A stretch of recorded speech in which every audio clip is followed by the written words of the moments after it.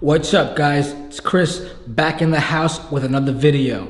Know it's been a long time since my last upload, but as you can see and hear the echo, we've been doing a lot of work in the house and some unexpected work. In September, we had that big storm Ida.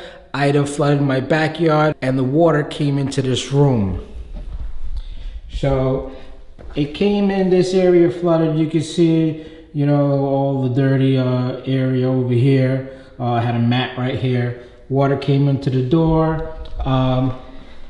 This sheetrock over here got wet. So I ripped all of this out, changed the baseboard, and now we're down to concrete floor. There was a wood laminate. I was never a big fan of it. Didn't like the way it felt when you walked on it. Didn't like the sound. It just felt very cheap. I think this room did have carpet before. You could see over here is where they had the tack strip for the carpet. So we know for a fact there was carpet in this room. I don't think that this was the first flood of this room. If I can probably think maybe this is the third or fourth time it has flooded. And before we moved in, they never told us anything. And who tells you these things when you do move? I think I kind of figured out why the water does come. So we're gonna take certain levels of precaution. We're gonna make a couple of changes to the grading outside. We're gonna have some drains put in to drain water to go back down to the street. Right now, we're not getting that much rain. Winter is starting. It's gonna start to snow, but that's gonna be one of the big projects for the spring to get this area mitigated. To get to the point of this video, I chose LifeProof floors from Home Depot. We looked at a lot of samples, we looked at a lot of products, but I like the reviews on LifeProof. I like the durability and just the way the product snaps into place and the texture of the product. We do have a pool outside, and this is one of the routes a lot of people do take. There's going to be a lot of traffic, wet traffic, barefoot traffic, and I wanted something with a little bit of a texture. The laminate wood floor that was here got very slippery when it was wet. It was just an accident waiting to happen. So going through YouTube, doing some research, I found out that a lot of people are using the attached underpad with the LifeProof. You do void the warranty if you do use an underpad. So I was reading the fine print, going through the warranty of it, and one of the biggest things for the warranty is you're not covered by a flood. I don't have a lot of traffic in here, so I don't think that the fade will be an issue. The sun does come in this room a little bit, but I don't think I'm gonna have that high traffic issue where I would go and contact the company and do a warranty claim. I'd rather have the floor comfortable for me in a temperature wise rather than worrying about some warranty. So the main reason why I want an underpad is this room is an extension of the house. This used to be a patio that they enclosed. I'm not sure how much of a foundation they put in. It could be anywhere from 6 inches to a foot. There is no load bearing up there. So I'm really not sure to the specifications of what the concrete was put in. But let's take a look at some of the temperature. Full disclaimer, this is going to be one of the most controversial vinyl floor videos that you'll ever see. LifeProof does not want you to put an underpad, and we're going to see if you put an underpad will keep your room warmer, feel better. We'll see if the process is possible and if you do need an underpad. Doing some research, people said you do need it, you don't need it. The company says you don't need it, but I have this unique situation of this room. You can see this room has, it's totally 3 walls are exterior walls, concrete, lot of windows, skylights. So there is a lot of temperature change in this room. This room is the coldest in the whole house. In the summertime, it's probably one of the warmest. To me, this is like a 3-season room. You could only use it in, spring, fall, and summer. Wintertime is a little unbearable, but we're gonna make a change to the floor to see if we could use this room a lot more and have that a comfortable temperature. Again, in no means, way, or form do I tell you to do this. This floor, if I do get flooded, I could just easily dry the boards back out and put the floor back. If I don't like the underpad, I could remove the underpad and put the floor back. I have no problem doing that. One of the main things is if it does flood again, the LifeProof warranty will not cover it. The underpad is about 150 bucks, about $1,000 worth of board. So even if I'm out, 1,200 bucks, it's experiment that I want to put out there. I want you guys to learn. If I make any mistakes, this isn't going to be how to install LifeProof. It's going to be, can you use an underpad with LifeProof? So I got this infrared thermometer. Let's take a look at some of the temperatures here.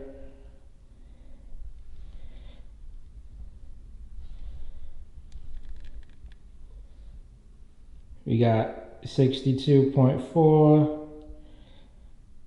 Board's the same temperature. Underpad's the same temperature. This board from Lowe's, a little cooler, a little cooler. And then our LifeProof plank on the underpad. Looks like almost the same temperature. Then we move over to the concrete.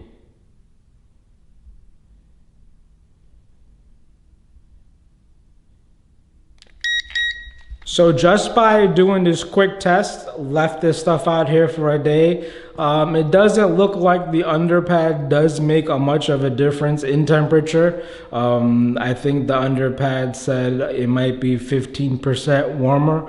I'm not sure if it means 15% from the bare floor or where they got those numbers from. But this is a very good test that we have to see if you do need an underpad. A lot of people out there, they're just putting this stuff on concrete. I think I have a unique situation where this is just a concrete slab. There's no basement underneath. There's just bare ground. We have 3 exterior walls and not the proper HVAC in here. I do plan on doing a bunch of upgrades, maybe put a mini split or one of those nice electronic fireplaces just to keep this a little bit toasty. But I want to have this video out there, just put it out there, do this experiment and see what kind of feedback you guys have. Hopefully Sentinel or LifeProof doesn't make me take this video down. But I want to have this out here. I wanted to do this experiment for you guys and see if we could have proper results. Guys, day 3 of this floor install. In my mind, I thought this would be a 2-hour job. Ended up taking me about 12 hours. I think 4 hours on the first day, 5 hours on the next day, and then wrapped up another 3 hours today. Yeah, that's 12. So I did do most of the work while my turkey was in the oven. My day 2 was on Thanksgiving, so it kind of sped up the process a little bit. Just me worrying about the turkey and the floor, and my whole day just flew by. So what other people don't show you is they don't show you the final product. And I'm gonna tell you why. Once you get the floors down, the job is not done.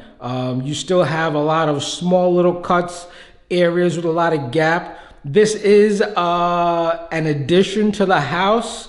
I don't think someone with that much precision worked on the house, or maybe the house bowed or extended or curved a little bit. Let me show you one of the gaps. So from here, the biggest issue for me was I thought this wall was straight, but this wall isn't straight. You see we got a lot of spacers over here, and then a few more here, as well as a 1/4 inch over there. You guys want to make sure you start off in the most straightest wall. My application, I wanted full boards over here, and then I'm gonna transition to another room this way. So for me, it wasn't that big of a deal, but for you guys, if you're planning on doing this, and this is in no means a how-to, this is more of an experiment, but start off from the most straightest wall, do your measurements, do your calculations. You don't wanna have a full board on one side of the wall and then have to rip half board on another side of the wall. You want to have it where if you got to rip both ends, start off with maybe half a board on one side, full board, and then transition to another half board. The smaller the board, the less likely it is to snap into place and to stay. You want to have as much surface area connect with these little connectors. Another tip, I picked up a laminate floor installation kit from Floor and Decor.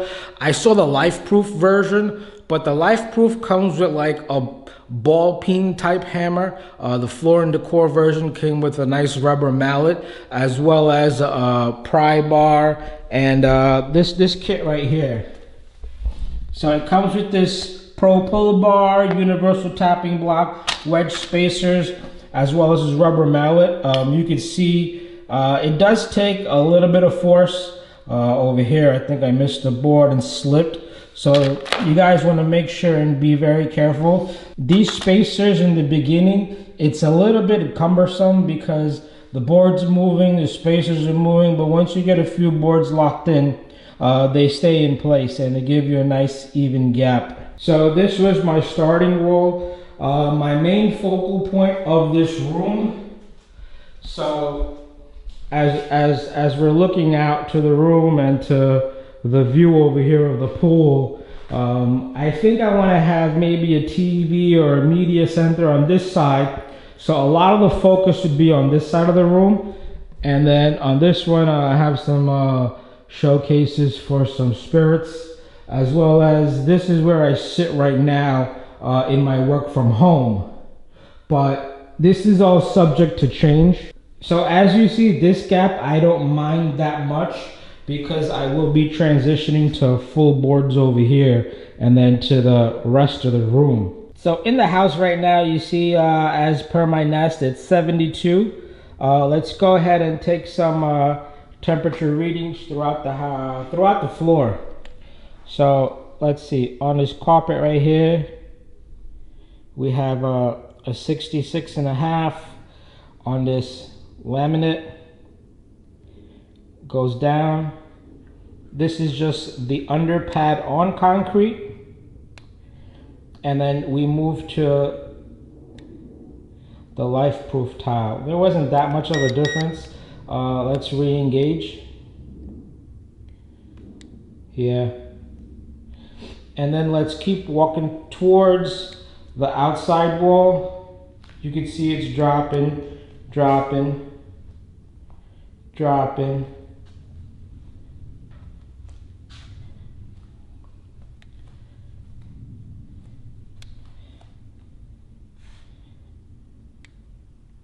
So I think we had a 66 in the other room with the carpet, down to 56. So that's a whopping 10-degree change.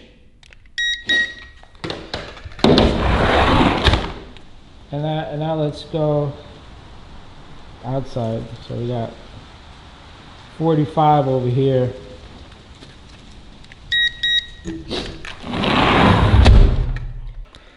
There you guys go. These are some of the specs I wanted to detail for you. Doing my research, no one really had an addition to this room or an add-on to the house where they wanted to have this floor. For me, this is somewhat of an experiment. We do get a lot of traffic through this door in the summer months. The kids run in, they don't really dry off. people come in and out. LifeProof says it is 100% waterproof.